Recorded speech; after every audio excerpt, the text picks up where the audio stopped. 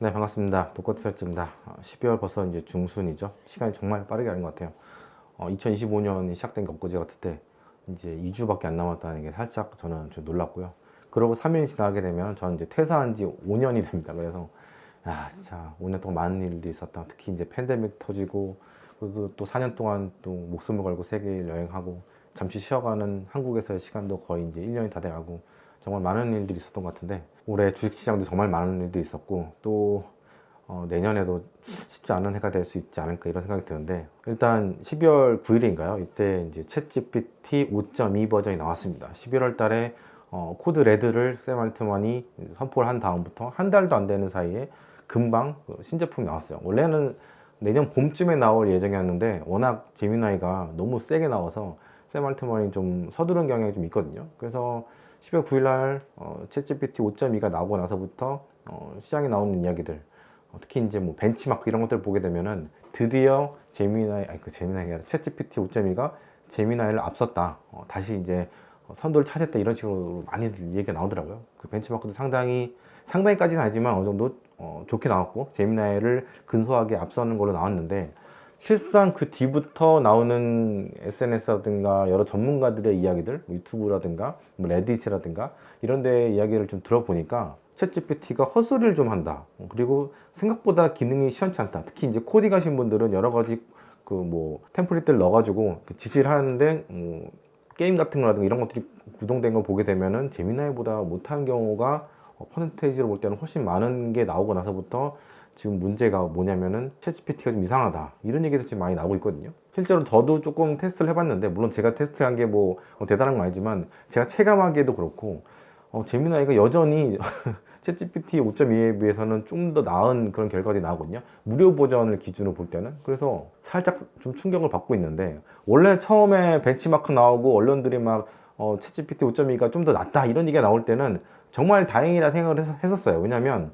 지금 오픈 AI랑 연결되어 있는 기업들이 너무나 많고 2030년까지 1조 4천억 달러죠. 4천억 달러나 되는 엄청난 돈들을 퍼부어야 되는 그 기업 한 기업이 퍼부어야 되는 그런 상황인데 이런 상황에서 만약에 이 오픈 AI가 시장의 기대를 웃돌지 못하는 그런 정도의 서비스를 챗GPT를 이렇게 런칭을 하게 되면 이런 서비스를 하게 되면은 상당히 충격이 가겠죠. 특히 이제 오픈AI랑 얽혀 있는 기업들이 가장 큰 기업이라고 하면 역시 엔비디아라고 볼 수 있을 것이고, 그리고 그 뒤에도 수많은 기업들이 있는데 이 산업을 이제 또 지탱하는 여러 기업들이 있긴 하겠지만 저 밑단에는 뭐가 있냐면 이제 서버 센터를 렌탈하는 그런 기업들까지 이제 쭉 우리가 봐야 되는데 이런 기업들까지도 문제가 될 수 있단 말이에요. 그래서 일단은 챗GPT 5.2가 처음 나왔을 때는 정말 다행이다라는 생각을 했었는데 시간이 지날수록 지금 보면은 제미나이가 더 앞서 있다 이런 얘기들이 나오면서 사실 어제 토요일 밤부터 지금 일요일 점심쯤 됐거든요.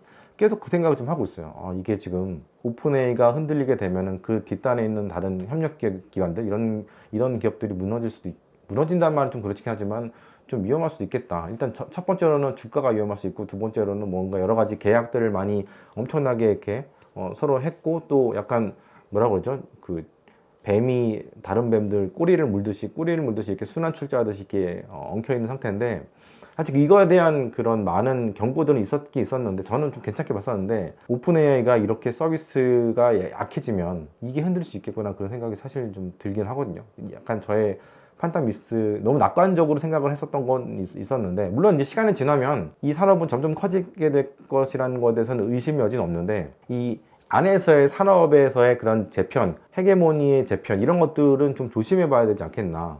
그래서 승자는 완전히 승자가 되고 패자는 완전히 패자가 되고. 왜냐면 제가 한 2주 전부터 그런 얘기를 드렸어요. 챗GPT가 망가지게 되면은 오픈AI가 망가지게 되면은 엔비디아가 인수할 수도 있다. 이런 얘기를 했었잖아요. 왜냐면 오픈AI를 인수할 만한 그런 직접적인 이해관계자, 가장 큰 이해관계자, 그리고 인수할 수 있을 만큼의 이익을 내는 기업들을 보게 되면은 여러 기업들이 있겠지만 가장 관련 있는 거는 엔비디아거든요. MS 같은 경우가 원래 더 그 관계자긴 하지만 MS의 사티아 나델라는 계속해서 뭔가 모르게 이 오픈 AI랑 사이가 별로 안 좋잖아요. 약간 좀 거리를 두려고 하는 것도 있고 투자도 좀 줄이려고 하는 것도 있고 그러다 보니까 만약에 오픈 AI가 뭔가 문제가 생기게 되면 발을 뺄 가능성도 있는 쪽들이고 근데 그에 비해서 엔비디아는 그러면 안 되죠. 엔비디아 입장을 볼 때는 챗GPT, 오픈 AI가 살아나야 됩니다. 그래서 제가 볼 때는 엔비디아가 상당히 지금도 지분 투자를 한 1000억 달러 정도, 그러니까 150조 정도 되겠죠. 이 정도를 투자를 했는데 앞으로 엔비디아가 챗GPT에 투자하는 금액들은 올라가게 될 것 같고, 물론 대주주는 거의 그 MS긴 하지만 시간이 지나면은 투자하는 금액이 점점 올라가야 되지 않을까. 물론 엔비디아가 챗GPT를 완전히 인수할 수는 없어요. 왜냐하면 엔비디아도 GPU를 파는 그 고객들이 상당히 다양하게 퍼져 있잖아요. 예를 들어서 메타도 있을 것이고, 뭐 구글도 있을 것이고, 뭐 아마존도 있을 것이고, 물론 다들 각자 이제 ASIC 자체 칩을 지금 개발해서 이렇게 쓰고 있는 그런 상황이긴 하지만, 어쨌든 간에 이 하이퍼스케일러들이 가장 큰 고객들인데, 얘네들이 어떻게 보면 또 오픈 AI의 경쟁사단 말이에요. 근데 경쟁사를 엔비디아가 인수를 하게 되면 적을 만든 거기 때문에 대놓고는 못하게 될 것 같고, 대신에 지분 투자를 하되 뭐 우선주 같이 의결권 없는 것들, 이런 쪽으로 투자를 해서 점점 비중이 엔비디아가 높아지지 않겠나, 이렇게는 지금 생각을 하고 있습니다. 그래서 제 생각에는 뭐 계속 말씀드리는 게, 이 AI 시대에서는 한 기업이 다 위너텍세러를 할 수가 있어요. 다 먹어볼 수 있다고. 왜냐면 우리가 예전에는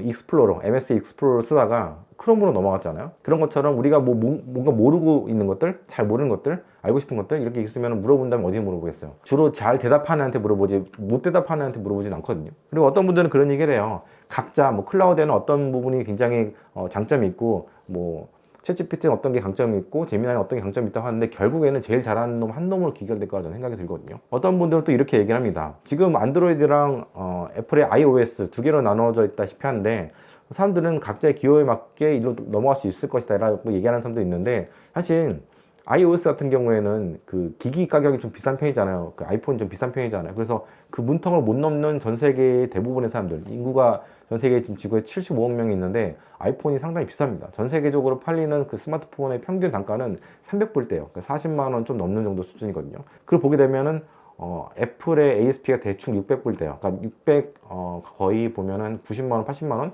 이 정도 수준대의 스마트폰이 팔리기 때문에 그 갭이 우리가 볼 때는, 한국 사람들 볼 때는 별거 아닌 것 같은데, 예를 들어서 동남아시아라든가 남미에 있는 사람들, 이 사람들은 한 달에 버는 돈이 뭐 50만 원 뭐 이 정도 수준 평균적으로 그렇거든요. 물론 많이 버는 사람도 있긴 하겠지만, 이 가격 차이, 뭐 3, 40만 원 되는 가격 차이가 이 사람들한테는 상당히 큰 겁니다. 그렇기 때문에 iOS로 못 넘어가고 안드로이드인 사람도 있고, 또 저처럼 넘어갈 수도 있긴 하겠지만, 실제로 넘어간 적도 있긴 하지만, 아예 그 안드로이드가 편해서 이렇게 있는 사람도 있단 말이에요. 근데 이 LMM 모드 같은 경우에는 그런 벽이 없어요. 그냥 내가 모르는 거, 궁금한 거, 그냥 제일 답을 잘하는 애한테 그냥 물어보면 됩니다. 그리고 제가 볼 때는 구글의 역량이 다른 LMM의 그런 그 사업자들에 비해서 훨씬 더 좋다고 보고 있기 때문에, 결국에는 구글이 다 먹어볼 수 없는, 이게 사실 좋은 게 아니에요. 왜냐면 뭐 어떤 산업이든 간에 한 기업이 독점하면 안 되거든요. 서로 경쟁하면서 좋은 서비스를 내놔야지 발전을 하게 되는데, 구글이 다 먹어버리는 게 사실 좋지 않아요. 저도 뭐 구글 비중이 상당히 높고 브로드컴까지 뭐 상당히 비중이 높긴 하지만,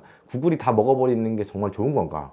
소비자들의 그 유익에 있어서는 좋은 건가? 그렇게 물어본다면은 전 그게 아니라고 보는데, 어쨌든 지금 산업 자체가 한 기업한테 지금 몰아져 가고 있는 그런 상황이 점점 되고 있고, 뭐 잘 아시겠지만 그 챗GPT의 점유율이 계속 떨어지고 있어요. 지금 5점이 나오고 나서부터도 제가 볼 때는 좀 더 떨어질 거라는 생각이 좀 들고 있거든요. 그래서 이게 지금 주식시장에 어떻게 영향을 미칠까?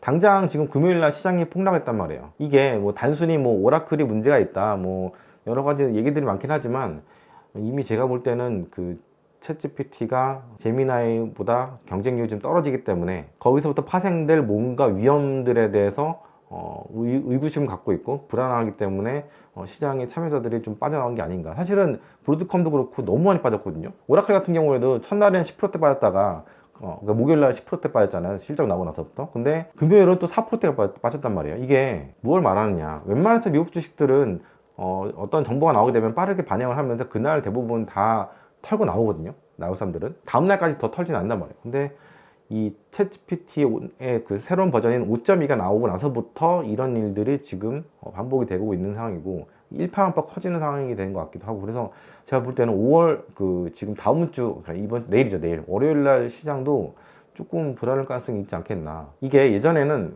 좀 약간 비유가 좀 그렇긴 한데, 서프라임 터졌을 때 있잖아요. 그때도 뭔가 처음에 뭔가가 터졌어요. 터졌을 때 이게 뭐지 하면서 처음에는 잘 안 터졌단 말이에요. 시장이 안 빠졌단 말이에요. 근데 시간이 지나니까 이게 장난이 아니구나 하면서 확 무너졌던 적이 있었거든요. 또 비슷한 예로 이제 9.11 때 2001년이죠.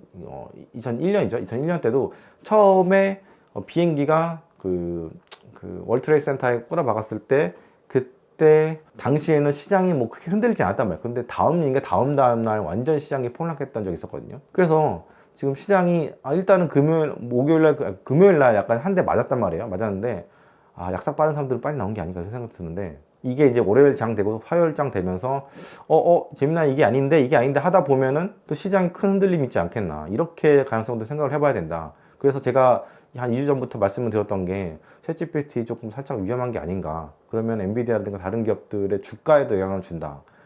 이게 쉽지 않다. 사실 어떻게 보면 약간 피사의 사탑 같이 약간 뭔가 다들 공들여서 산을 이렇게 버블을 이렇게 끌어올린 게 있는데, 이게 흔들리기 시작하면 걷잡을 수도 없지 않겠나, 이런 생각을 하고 있습니다. 사실 저는 이 독보투자 일지 같은 경우에는 어떤 시장에 대한 그런 전략을 이야기하는 그런 채널이거든요. 그냥 월가라든가 다른 사람들이 하는 뉴스, 뭐 어떤 월가의 구루들이라든가 뭐 톱니라든가 제프리 건들락이라든가 어떤 뭐 사람들이 이야기한 것들을 그냥 앵무새처럼 얘기하는 채널이 아니라, 이런 것들을 다 종합한 다음에 저는 어떻게 투자를 하겠습니다, 이렇게 이야기하는 채널이잖아요. 그래서 어떻게 보면 그런 레카 채널들에 비해서는 조금 느리게 나오고 좀 영상이 띄엄띄엄 올라오는데, 지금은 제가 어떤 생각을 지금 정리를 하고 있는 상황은 아니에요. 예전처럼 정리된 상태로 여러분들한테 저희 의견을 딱딱딱 말한 게 아니라, 저도 지금 살짝 위험하다는 걸 느끼고 있다, 이런 거거든요. 뭐 월가의 전문가들이 그런 얘기를 해요. 뭐 IB에서는 내년 이맘때쯤 되면은 뭐 7,800 간다, S&P 500이 8,000 간다, 뭐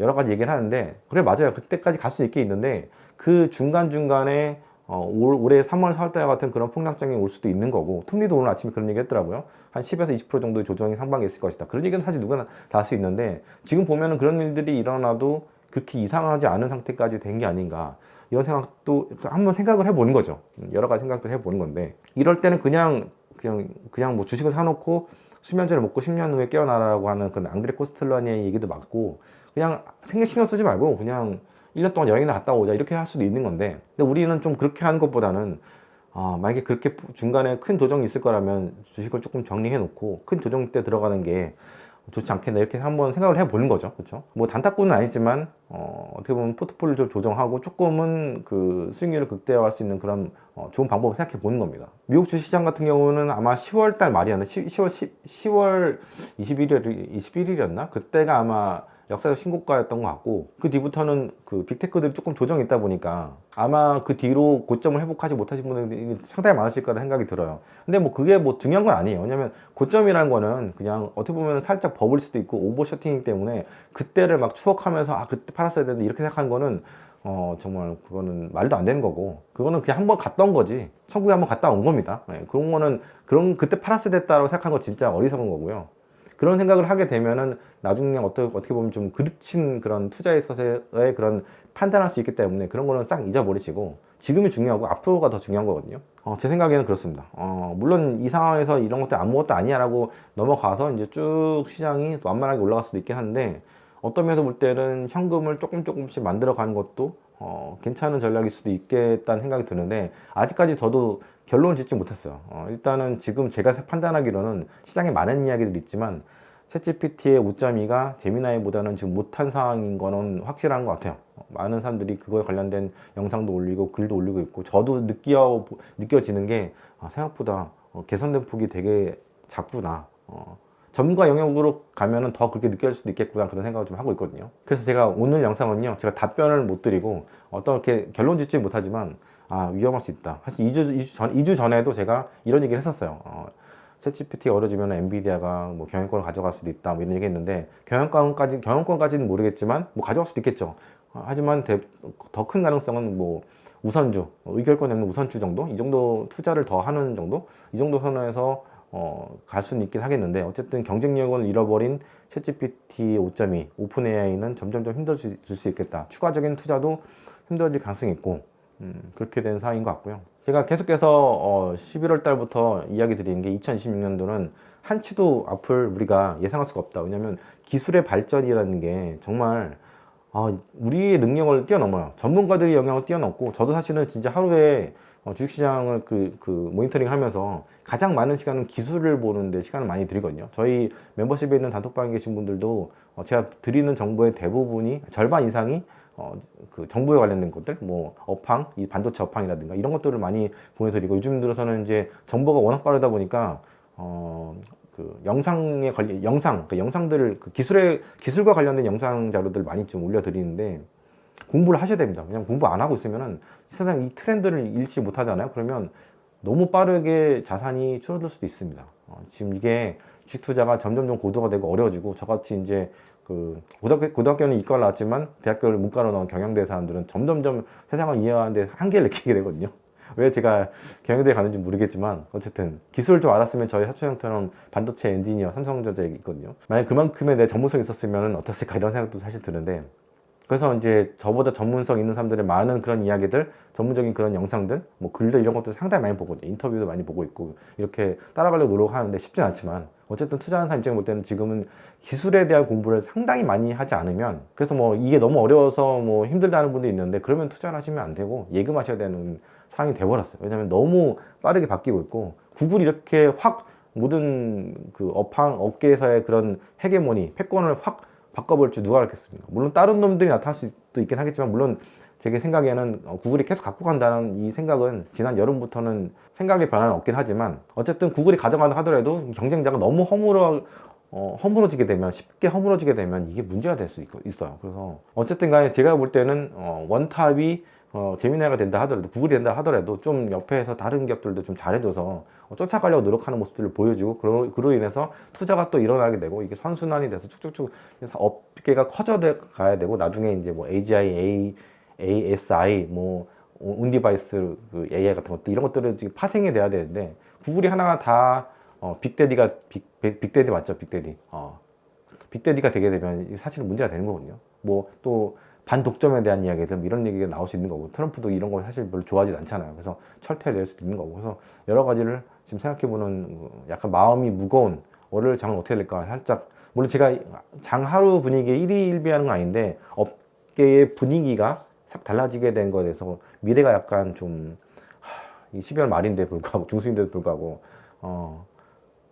살짝 걱정이 되는 마당에, 여러분들 어떤 생각하시는지 좀 리플 남겨주세요. 저도 좀 약간 예전에는 집단지성이라는 게 상당히 뭐 되게 말이 많았잖아요. 되게 이게 정말 대단한 거구나 막 이런 얘기 했었는데, 그 집단지성이라는 얘기도 싹 사라졌어요. 왜냐면 인공지능이 확 올라오고 나서부터 집단지능이 뭐야, 더 똑똑한 애가 들어왔는데, 지금도 보면은 저보다 챗GPT라든가 제미나이 3.0이 훨씬 똑똑하고, 지금 맛이 가고 있긴 하지만 퍼플렉시티도 아직까지는 할루미네이션이 좀 심하긴 하지만 아직까지도 버틴단 말이겠죠. 근데 앞으로는 더 이런 애들이 또 발전하긴 하겠지만, 그래서 많은 의견도 있으시면, 뭐 질문사항이라든가 또 의견도 있으시면 여기 리플에 많이 달아주시고요. 또 마누카꿀도 많이 사랑해 주시기 바랍니다. 네, 감사합니다.